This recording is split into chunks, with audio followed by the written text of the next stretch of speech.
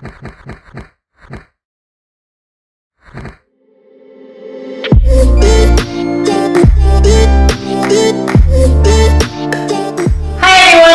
here from the Chloe Bruce Academy. So today we're going to go over different dynamic stretches, okay?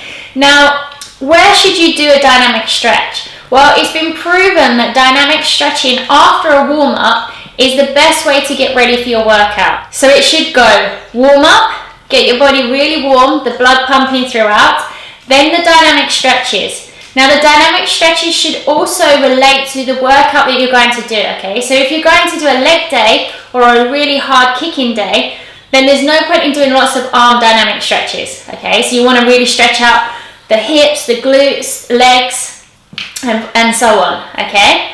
So today I'm going to show a variation of dynamic stretches that you can hopefully implement into your training routine and your dynamic stretching routine, okay?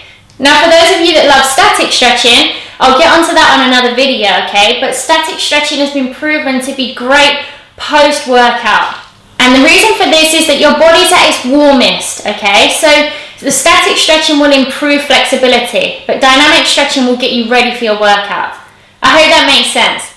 So without me going on much longer, here are your dynamic stretches that I recommend you do pre-workout.